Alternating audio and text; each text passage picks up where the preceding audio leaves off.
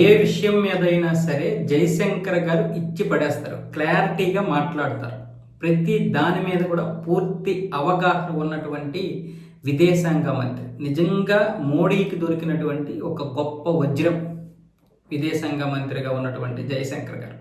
అంత ఆషామాషి వ్యక్తి ఏం కాదు. ఈరోజు దౌత్యపరంగా ప్రపంచంలోనే భారత్ ఇంత స్థాయిలో ఉందంటే అది జయశంకర్ గారు, అలాగే మరికొంతమంది టీం, ముఖ్యంగా జయశంకర్ గారు.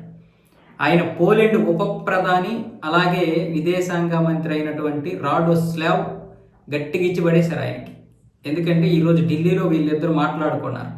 అటు రాడోస్లావ్, ఇటు జయశంకర్ గారు మాట్లాడుకున్నారు దేని గురించి?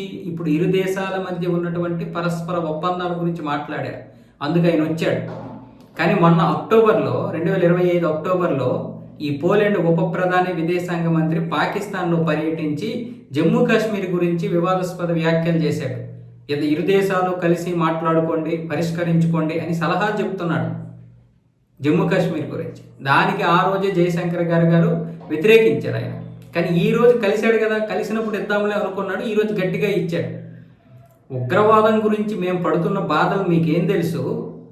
పైగా మీకు తెలుసు మేము పడుతున్నటువంటి బాధలు మీకు తెలుసు, రాడోస్లావ్కి అన్నీ తెలుసు అంటూ కూడా ఆయన మీడియాతో మాట్లాడారు. ఇలా తెలిసినటువంటి వ్యక్తి జమ్మూ కాశ్మీర్ గురించి ఎలా మాట్లాడతాడు? మాట్లాడేటప్పుడు ఆలోచించాలి కదా. ఈరోజు సరిహద్దు రాజకీయాలే కాదు, సరిహద్దు ఉగ్రవాదంతో భారత్ ఎలాంటి ఇబ్బందులకు గురవుతుందో మీకు తెలియదా? గతసారి ఏప్రిల్లోనే ఎలాంటి పరిస్థితులు ఎదుర్కొంది భారత్. అక్కడ పహల్గామ్ దాడి జరిగిన తర్వాత కూడా మీరు మళ్ళీ ఇలాంటి మాటలు ఏ విధంగా మాట్లాడతారు? జమ్మూ కాశ్మీర్ గురించి మీకేం తెలిసిన మాట్లాడతారు?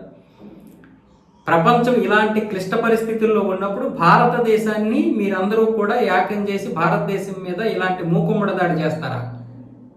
ఇలాంటి పరిస్థితులు తీసుకొస్తారా?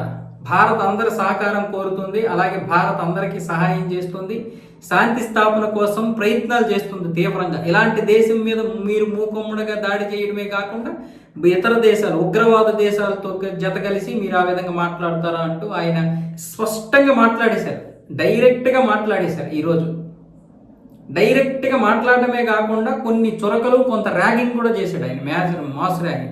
పాకిస్తాన్ గురించి తెలుసు, జమ్మూ కాశ్మీర్ గురించి తెలుసు, ముఖ్యంగా సరిహద్దు ఉగ్రవాదం గురించి కూడా తెలుసు, ఉగ్రవాదులు ఎవరో తెలుసు రాడోస్లావ్కి అంటూ ఈ విధంగా మాట్లాడారు ఆయన. అంటే అన్ని తెలిసి కూడా ఇలా ఎలా మాట్లాడతాడు అన్న విధంగా జయశంకర్ గారు మాట్లాడారు, ఇచ్చి పడేశాడు. అలాగే పోలెండ్, భారత్ ఇరు దేశాలు కూడా ద్వైపాక్షిక సంబంధాలతోటి ముందుకు వెళ్తాయని కూడా లాస్ట్లో చెప్పారు. అంటే ఎప్పుడు దొరుకుతాడా అన్న విధంగా జయశంకర్ గారు అయితే చూశారు. ఆ రోజు అక్టోబర్లో మాట్లాడిన తర్వాత గట్టిగానే ఆయన ఇక ఎవరితో మాట్లాడాలి? మీడియా ముఖంగా మాట్లాడాలి దాన్ని వ్యతిరేకంగా. కానీ ఒక విదేశాంగ మంత్రి ఫోన్ చేసుకొని ఇలా మాట్లాడుకున్నా కూడా అది పెద్ద ప్రమాదం అవుతుంది. అందుకనే ఎలాగో వచ్చాడు కదా, వచ్చినప్పుడు ఇచ్చి పడేద్దామని ఆ రోజు అక్టోబర్లో ఉన్నటువంటి వాటా మొత్తం ఇచ్చి పడేశాడు జయశంకర్ గారు. ఆయన ఇలాంటి విషయాల్లో అస్సలు ఉపేక్షించడు. ఎవరికి ఎంత ఇచ్చేయాలో అంత ఇచ్చేస్తాడు. అంత మామూలు విషయం ఏం కాదు జయశంకర్ గారు.